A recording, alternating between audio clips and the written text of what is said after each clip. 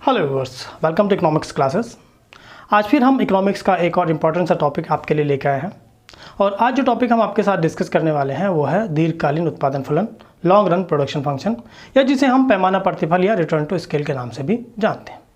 इससे पहले हमने आपको प्रोडक्शन फंक्शन और अल्पकालीन उत्पादन फलन के बारे में बताया था। उम्मीद है आपने वो वीडियोस देखी होंगी। अगर आपने वो वीडियोस नहीं देखी हैं तो उनका लिंक नीचे डिस्क्रिप्शन बॉक्स में है या ऊपर आई बटन पर क्लिक करके भी आप उन सभी वीडियोस को देख सकते हैं। तो चलिए फिर विदाउट वेस्टिंग टाइम हम अपना टॉपिक शुरू करते हैं, दीर्घकालीन उत्पादन फलन। देखिए, दीर्घकालीन उत्पादन फलन में कोई भी साधन स्थिर नहीं होता है, सभी साधनों में परिवर्तन किया जा सकता है और सभी साधनों में परिवर्तन करके हम जो उत्पादन का स्केल है यानी जो पैमाना है उसको बदल सकते हैं या उसमें परिवर्तन किया जा सकता है।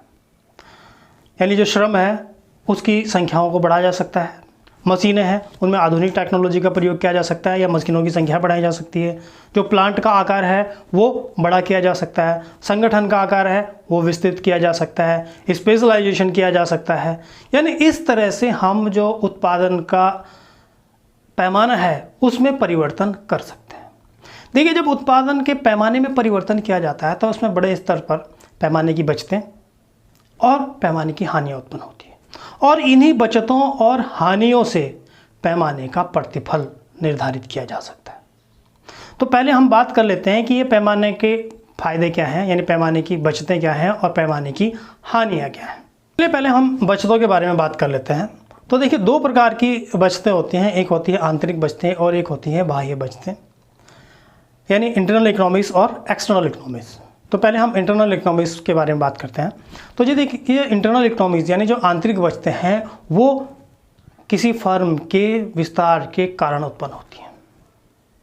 देखिए, इसके कई सारे कारण हैं जिनसे कि फर्म को आंतरिक बचतें पैदा होती हैं। पहला हो सकता है कि आप मान लीजिए कि श्रम है, आपने श्रम विभाजन कर दिया या स्पेशलाइजेशन कर दिया तो उससे उत्पादन की लागत जो है वो कम हो सकती है। जैसे आप किसी शर्ट बनाने वाली कंपनी का उदाहरण लें कि पहले अगर वो एक शर्ट बनाने के लिए एक ही आदमी लगा हुआ था तो वो शर्ट बनाने में ज़्यादा टाइम लगा था, लेकिन अगर हम उसको स्पेशलाइज कर दें यानी एक पार्ट एक वर्कर बनाए और इस तरह से हर पार्ट को अलग अलग वर्कर बनाता है तो एक शर्ट बनने में मुश्किल से 20 मिनट लगते हैं, तो 20 मिनट में एक शर्ट बन जाती है। तो स्पेशलाइजेशन से जो उत्पादन है वो बढ़ जाता है और जो उत्पादन की लागत है वो घट जाती है। इसके साथ ही साथ हम तकनीकी बचतें भी प्राप्त कर सकते हैं। जैसे अभी तक जो प्लांट का पूरा प्रयोग नहीं किया जा रहा था, मान लीजिए कि एक केवल छोटा सा हिस्सा ही प्लांट का प्रयोग में किया जा रहा था, बाकी वेस्ट जा रहा था, तो हम उसका प्रयोग कर सकते हैं क्योंकि कॉस्ट तो हम पूरे प्लांट की दे रहे थे। साथ ही साथ मशीनें जो अभी तक अंडर प्रोडक्शन काम कर रही थी उसके हम पूरी क्षमता में उत्पादन करवा सकते हैं।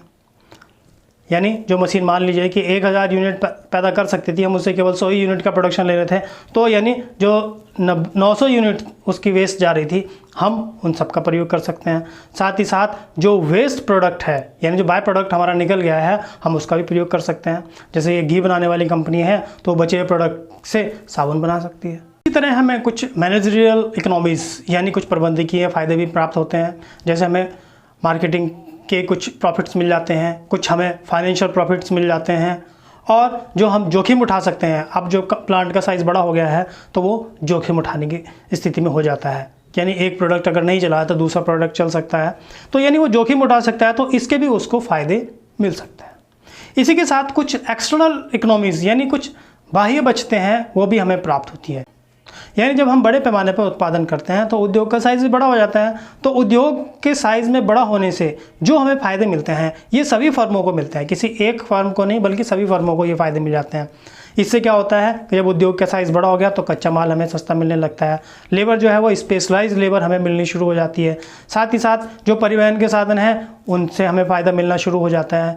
तो यानी ये सब चीज़ें हैं जिनसे हमें बाहरी बचतें प्राप्त होती हैं, लेकिन इसी के साथ साथ कुछ हानियाँ भी उत्पन्न हो जाती हैं। अब वो बड़े पैमाने पर उत्पादन से क्या क्या हानियाँ होते हैं इसको भी हम दो कैटेगरी में बांट सकते हैं, एक हम इंटरनल और एक हम एक्सटर्नल, यानी एक आंतरिक बचतें, आंतरिक हानियाँ और बाह्य हानियाँ। देखिए, आंतरिक हानियाँ जो संगठन में उत्पन्न होती हैं, देखिए जब संगठन का साइज़ बड़ा हो जाता है तो उनके साथ सामंजस्य बिठाना बड़ा मुश्किल हो जाता है, यानी एक यूनिट का दूसरे यूनिट के साथ सामंजस्य मुश्किल हो जाता है। साथ ही साथ जो सुपरविज़न का काम है वो भी मुश्किल हो जाता है, यानी ये जो सामंजस्य की कमी हो जाती है इससे पैमाने की हानियाँ उत्पन्न होनी शुरू हो जाती हैं। साथ ही साथ जो एक्सटर्नल हानियाँ हैं, यानी जो एक्सटर्नल हानियाँ हैं वो भी उत्पन्न होनी शुरू हो जाती हैं। जैसे जब उद्योग बड़ा हो जाता है तो फर्मों के बीच में संसाधनों को लेने के लिए होड़ मच जाती है और संसाधन दुर्लभ हो जाते हैं। नतीजा संसाधनों की कीमतें बढ़ जाती हैं और कीमत बढ़ने से लागत बढ़ जाती है। इसको आप ऐसे समझिए कि जब फसल कटाई का समय होता है तो उस समय श्रमिकों की मांग बढ़ जाती है। श्रमिकों की मांग बढ़ने से उनकी जो मजदूरी है वो भी बढ़ जाती है। मजदूरी बढ़ने से जो लागत है वो भी बढ़ जाएगी। यानी जब हम बड़े पैमाने पर उत्पादन करते हैं तो साधनों के लिए मारामारी हो जाती है और एक फर्म दूसरे फर्म के साधनों को तोड़ने की कोशिश करती है और इससे आपस में एक अनफेयर कंपटीशन भी उत्पन्न हो सकता है। तो इससे भी जो हमारा उत्पादन फलन का जो पैमाना है वो गिर सकता है।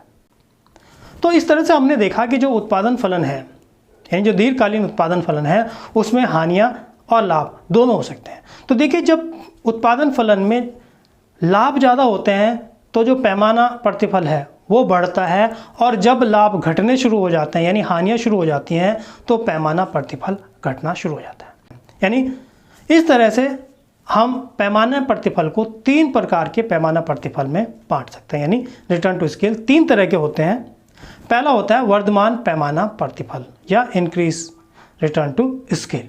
इसमें क्या होता है कि जिस अनुपात में हम उत्पादन के साधनों को बढ़ाते हैं, उत्पादन उससे अधिक अनुपात में हमें प्राप्त होता है।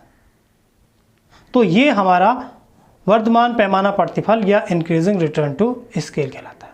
इसको समझिए आप कि मान लीजिए आपने उत्पादन के साधनों को 10% बढ़ाया और जो आपका उत्पादन है वो 15% बढ़ गया, तो ये वर्धमान पैमाना प्रतिफल हुआ। इसको यहाँ पर आप इस चित्र में देख सकते हैं कि हमने 10% इंक्रीज़ किया है अपने उत्पादन के साधनों में और 15% हमारे उत्पादन में वृद्धि हो गई। इसके साथ जो दूसरा पैमाना प्रतिफल होता है, दूसरा पैमाना है स्थिर पैमाना प्रतिफल या कांस्टेंट रिटर्न टू स्केल।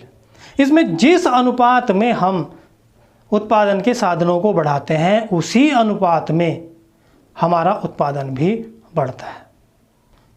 इसको यहाँ पर इस रेखा चित्र में भी आप देख सकते हैं कि हमने 10% अपने उत्पादन के साधनों को बढ़ाया है और जो हमारा उत्पादन है वो भी 10% बढ़ गया। और तीसरा जो उत्पादन का पैमाना प्रतिफल है वो है ह्रासमान पैमाना प्रतिफल।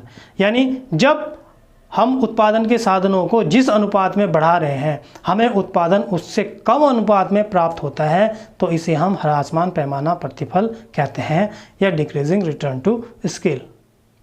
यहाँ पर देखिए कि हमने मान लीजिए कि उत्पादन के साधनों को 15% बढ़ाया और हमारा उत्पादन केवल 10% ही बढ़ा, तो ये हमारा ह्रासमान पैमाना प्रतिफल होता है। तो इस तरह से हमने उत्पादन फलन को 4 वीडियोस में कंप्लीट किया है। उत्पादन फलन पार्ट 1, पार्ट 2, अल्पकालीन उत्पादन फलन और ये दीर्घकालीन उत्पादन फलन। तो इस तरह से हमारा ये उत्पादन फलन कंप्लीट होता है। अब हम आगे लागत को लेंगे। तो उम्मीद है आपको ये सब वीडियोस पसंद आए होंगे और अगर आपको ये वीडियोस पसंद आए हैं तो चैनल को सब्सक्राइब करें ताकि हर आने वाली नई वीडियोस की नोटिफिकेशन आप तक सबसे पहले पहुंचे।